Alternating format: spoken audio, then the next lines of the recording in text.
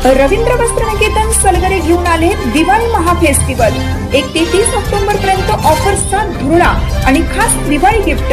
Narayan Peth sari 333, kaju katli Paithani 693, Gajalakshmi Paithani 754, Rajhans Kalanjali Paithani 747, linen shirt 387, khadi shirt piece 243 आणि boys shirt फक्त 199 मध्ये। तर मग त्वरा करा, रवींद्र वस्त्रनिकेतन सलगरे आणि शाखा।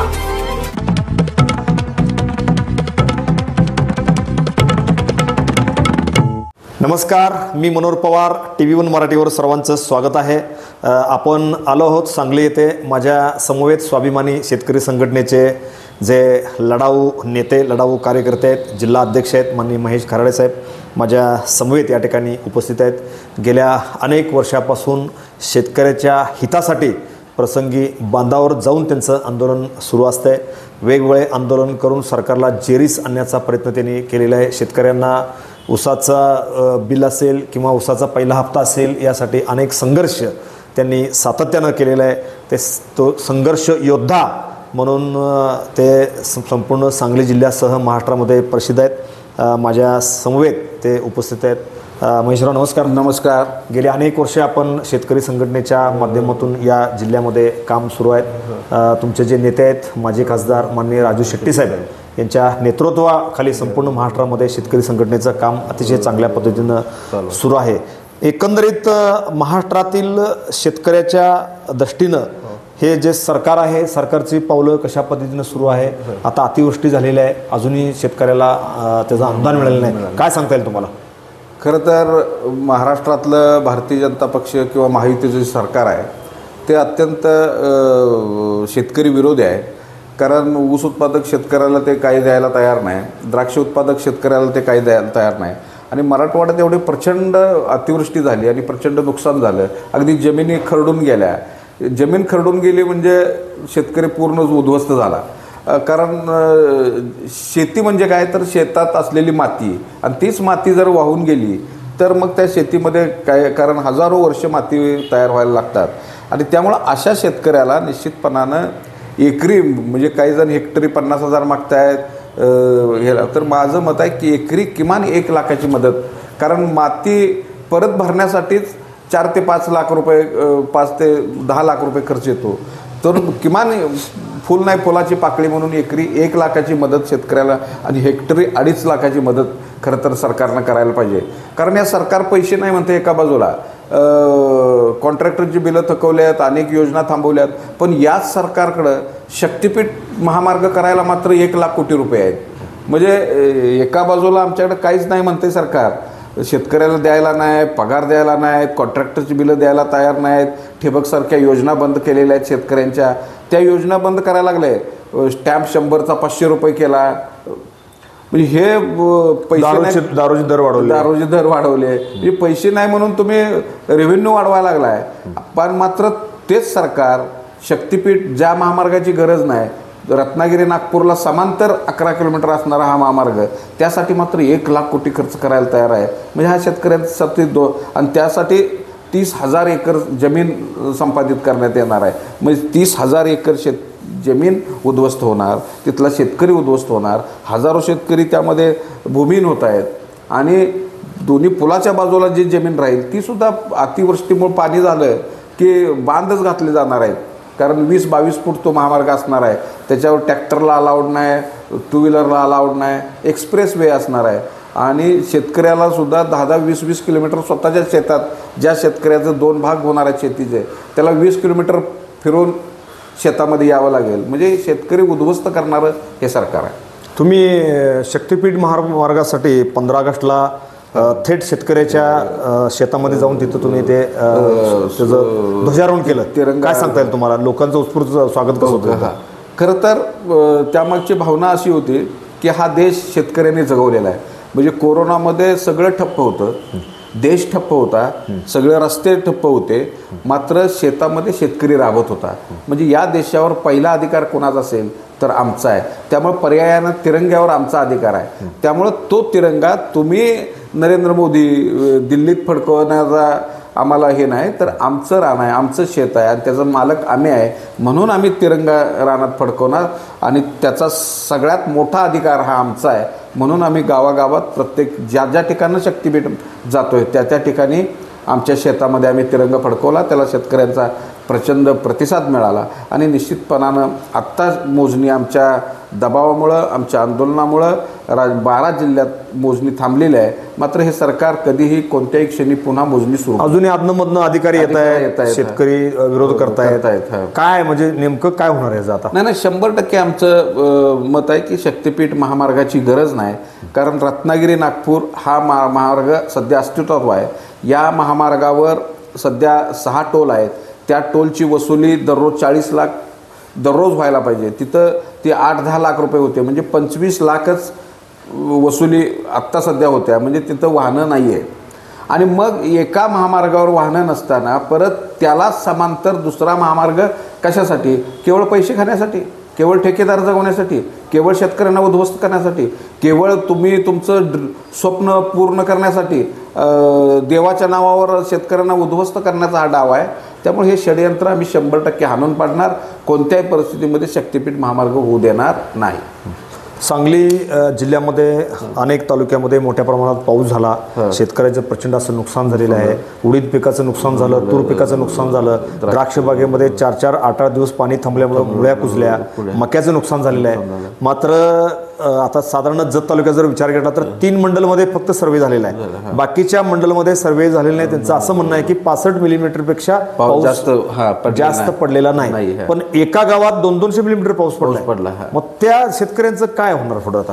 ॲक्च्युली खरं तर आज जी पर्जन्य मोजण्याची यंत्रणा सरकारकडे आहे ती गावनिहाय पाहिजे आणि ती पण गावातल्या विभागाने आहे. आता ग्लोबल वॉर्मिंगमुळं एवढं ऋतुमान बदललेलं आहे, म्हणजे एकाच गावात एका ठिकाणी 65 मिलीमीटरपेक्षा जास्त पाऊस पडेल आणि दुसऱ्या ठिकाणी म्हणजे त्याच गावामध्ये दुसऱ्या बाजूला कोरडं ठणठणीत असेल. त्यामुळं एका गावामध्ये सुद्धा 4ही बाजूला पर्जन्यमापक बसवायला पाहिजेत. त्या पर्जन्यमापकानुसार शेतकऱ्याचं म्हणजे पर्जन्य मोजलं पाहिजे आणि एकदा 65 मिलीमीटरपेक्षा जास्त पाऊस तुमच्याकडे पडला तर त्याचे पंचनामा करायची मागणी करायला नाही पाहिजे. सरकारनं सुमोठो ते पंचनामे करायला पाहिजेत आणि शेतकऱ्याला नुकसान भरपाईचे निकष पण बदलायला पाहिजेत. पवारसाहेब, काय झालं, हेक्टरी कोरडवाहूला 8,000 रुपये हेक्टरी, हेक्टरी 8,000 रुपये आणि बागायतीला 17,000 रुपये. म्हणजे हे काय शेतकऱ्यांची चेष्टा लावल्या.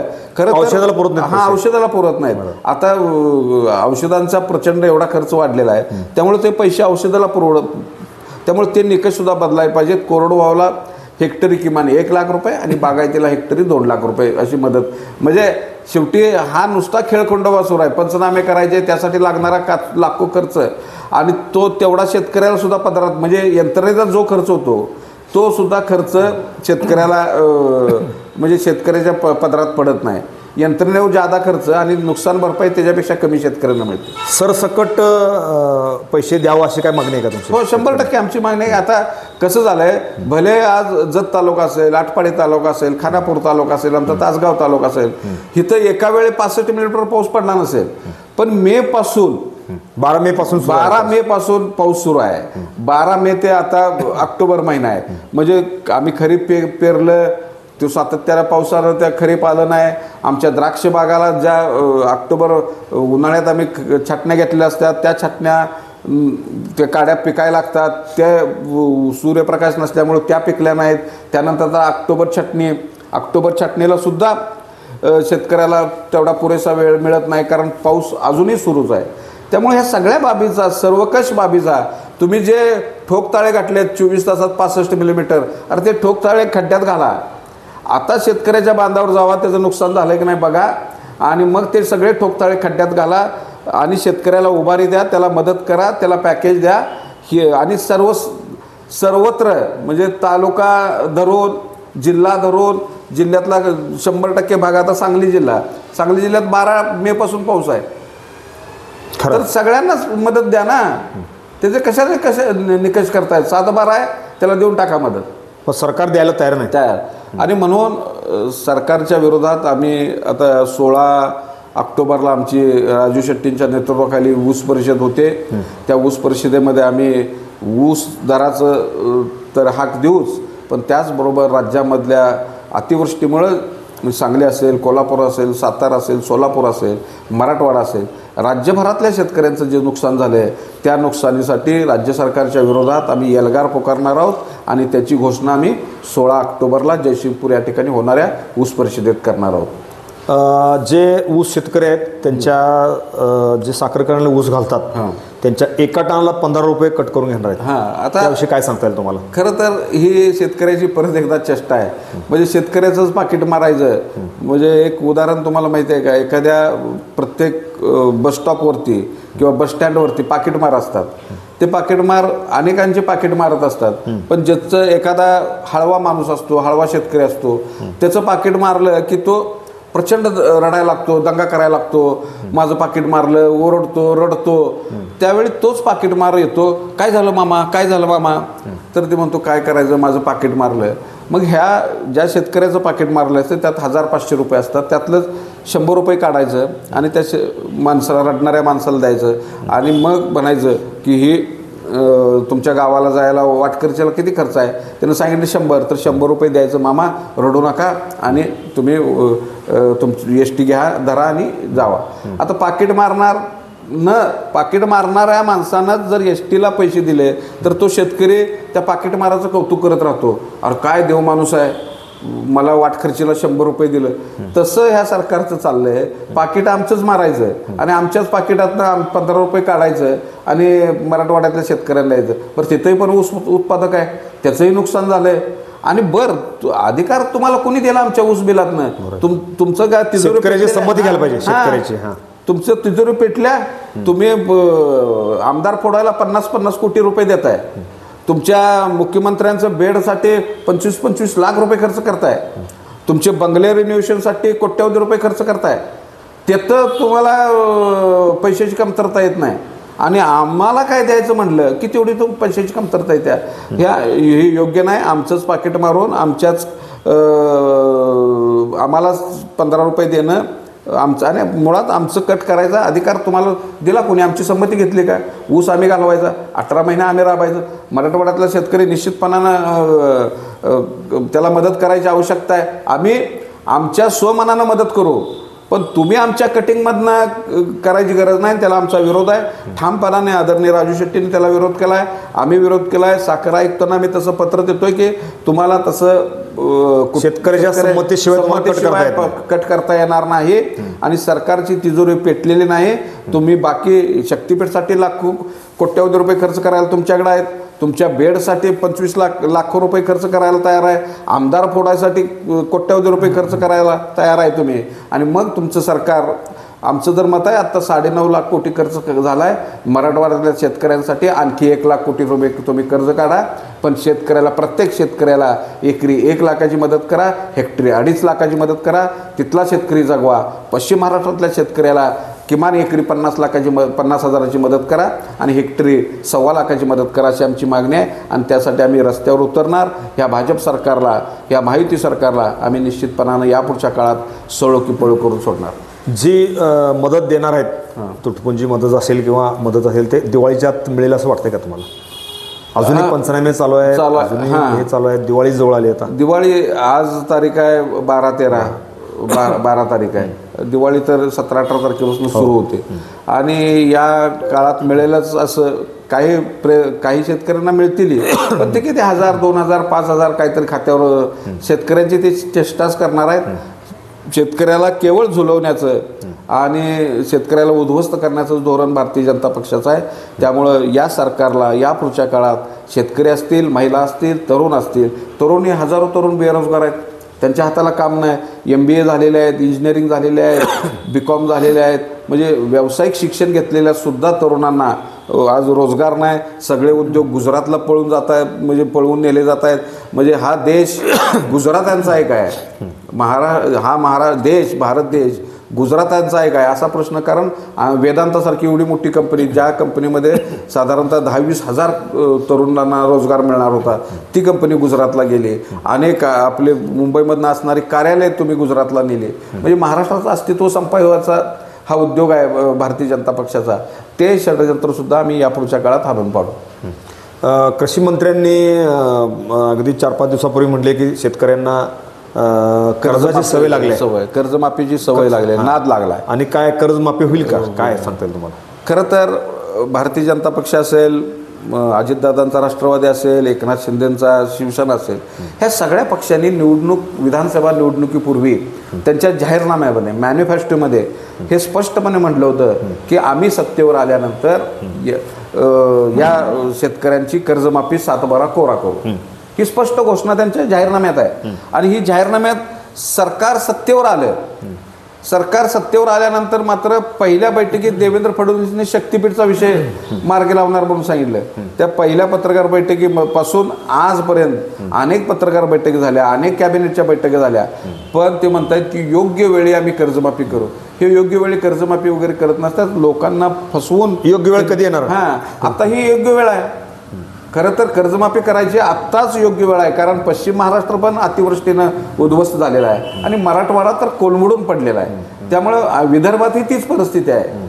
त्यामुळे विदर्भ, मराठवाडा आणि पश्चिम महाराष्ट्र म्हणजेच महाराष्ट्राचा शेतकरी आहे. कोकणात आहे शेतकरी, पण त्या शेतकऱ्यांचं प्रमाण कमी आहे. पण त्याही शेतकऱ्याला तुम्ही मदत करा. महाराष्ट्रातल्या सगळ्या शेतकऱ्यांना आज कर्जमाफीची गरज आहे आणि ती कर्जमाफी तुम्ही आत्ताच केली पाहिजे आणि हीच योग्य वेळ आहे. त्यासाठी देवेंद्र फडणवीस, तुम्ही मुहूर्त बघायची गरज नाही, अभ्यास समिती नेमायची गरज नाही. शेतकरी धाय मोकलून रडायला लागला आहे कर्जबाजारीपणामुळे. म्हणजे आता या अतिवृष्टीमुळे आणखी कर्जबाजारी होणार आहे. त्यामुळे पहिलं तरी कर्ज त्याचं फेडा आणि हीच योग्य वेळ आहे. त्यामुळे आत्ताच कर्जमाफी करायला पाहिजे. एकंदरीत शेतीचं उत्पादनातनं जी पिके येतात त्यांना अजून दर मिळत नाही आहे. द्राक्षाला दर मिळत नाही, बेदाण्याला दर मिळत नाही, डाळिंबाला दर मिळत नाही. त्यानंतर जे तुम्ही हमी भाव आहे तूर आणि ह्याचा, तो सुद्धा दिला जात नाही. याविषयी काय सांगता येईल तुम्हाला? खरं तर या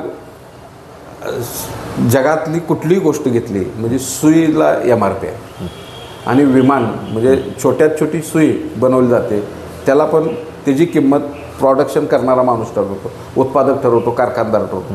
आणि सगळ्यात मोठं विमान, त्या विमानालाही सुद्धा कारखानदार त्याची प्राईस ठरवतो. जगात असा एकच उत्पादक आहे शेतकरी, ज्याच्या उत्पादनाचा दर तो स्वतः ठरवू शकत नाही. दलाल ठरवतो, बाजार ठरवतो त्याचा भाव. त्यामुळे ही शोकांतिका आहे आणि या शोकांतिकेला खरं तर शेतकऱ्यांनी जबाबदार आहे. कारण देशामध्ये जेवढे दबाव गट, म्हणजे शिक्षकांचा दबाव गट झाला, शिक्षकांनी त्यांच्या मागण्या मान्य करून घेतल्या.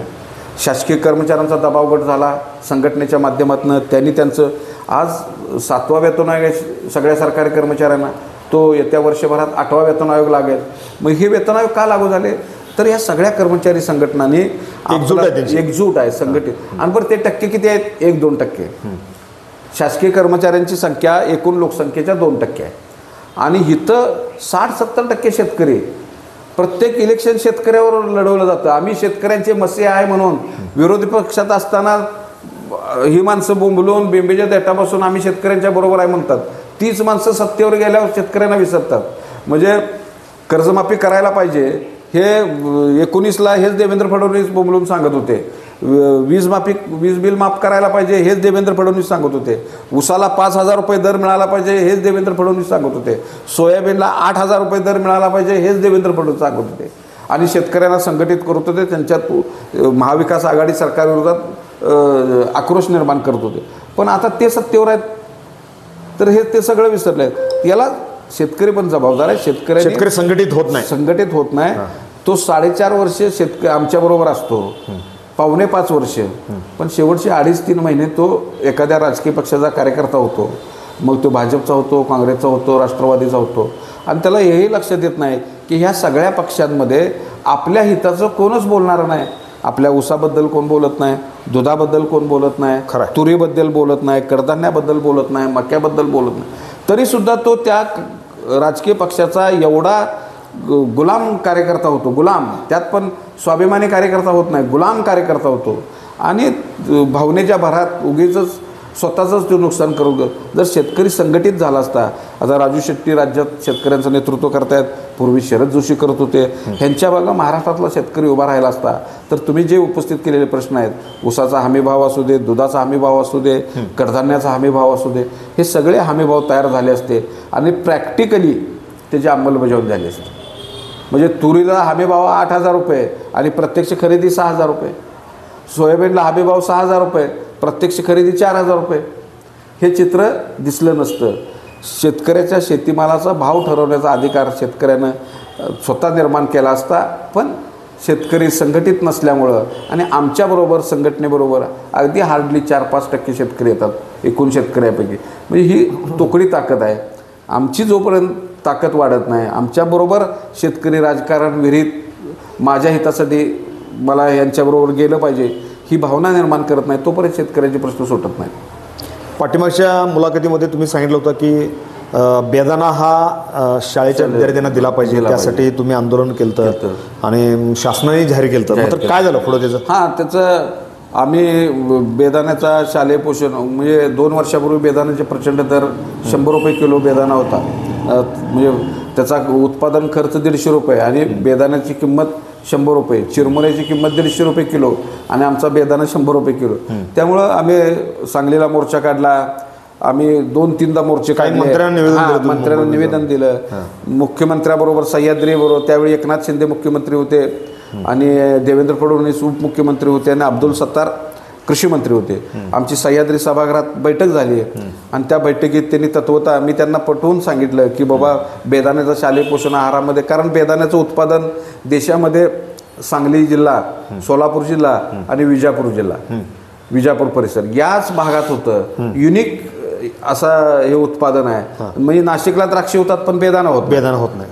नाशिकला द्राक्षे होतात खरं बेदाणा होत नाही. सांगली जिल्ह्यामध्ये मात्र बेदाणा मोठ्या प्रमाणात होतो, सोलापूर जिल्ह्यात होतो, विजापूर जिल्ह्यात. त्यामुळे हे युनिक उत्पादन आहे आणि त्यामुळे या युनिक शेतकरी टिकला पाहिजे आणि तो टिकवायचा असेल तर शालेय पोषण आहारामध्ये तुम्ही 100 ग्रॅम दररोज मुलांना बेदाणा दिला तरी आरोग्य पण चांगलं राहील, मुलांचं आरोग्य चांगलं राहील, उत्पादक शेतकऱ्याला योग्य दर मिळेल. आणि त्या बैठकीनंतर 13 मार्च 2023ला सरकारनं निर्णय घेतला शालेय पोषण आहारात समावेश करण्याचा.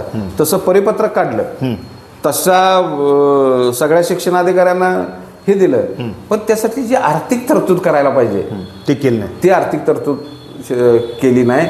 त्यामुळं आज निर्णय झाला. काय झालं पुढं? काय अंमलबजावणी अद्याप नाही. आमच्याकडे आता तर आम्ही 2 महिन्यापूर्वी आम्ही अर्थमंत्री अजितदादांना भेटलो होतो.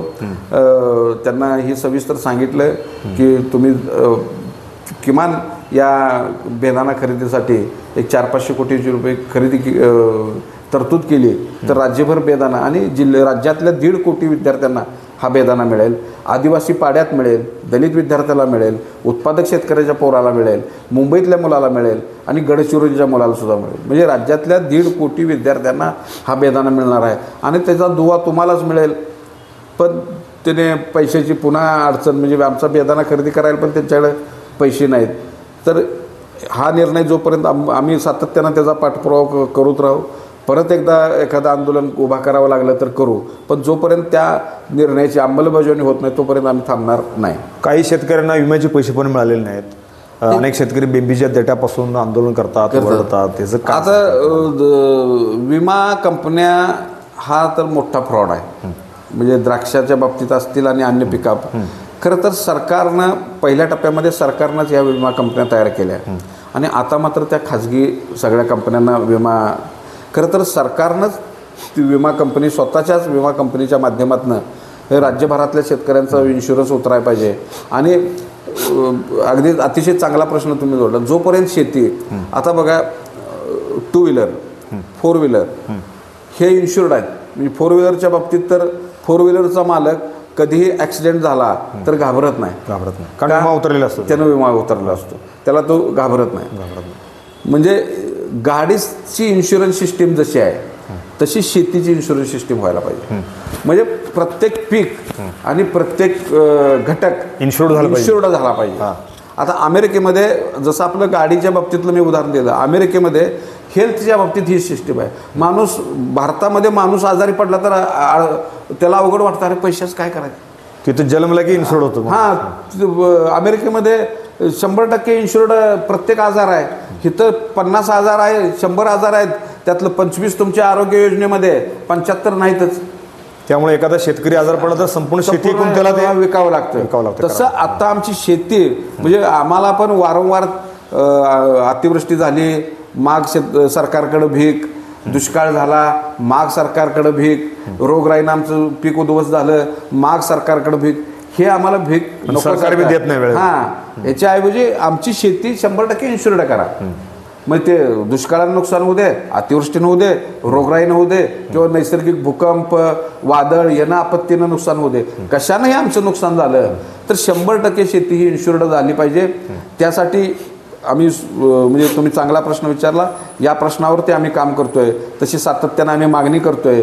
मी परवाच आणखी एका राज्य लेवलच्या चॅनलला हे झालं, तिथंही मी हा विषय मांडला की 100% शेती इन्शुर्ड झाल्याशिवाय शेतकरी सुखी होणार नाही. आणि तुम्ही हा एक प्रश्न निश्चितपणाने चांगला विचारला होता की कर्जमाफीचा नाद लागलाय. हा सहकार मंत्री बाबासाहेब पाटलांनी नुकतंच उद्गार काढलं. त्याच्या अगोदर आमचे कृषी मंत्री माणिकराव कोकाटे रमी खेळत होते.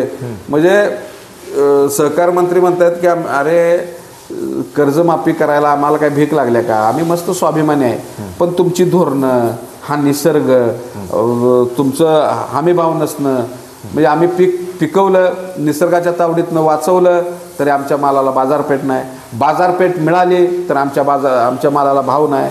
त्यातनं अनेक वेळा अतिवृष्टीनं आमचं नुकसान होतं आहे, अनेक वेळा दुष्काळानं आमचं नुकसान होतं आहे. म्हणजे सातत्यानं आमचं नुकसानच आहे.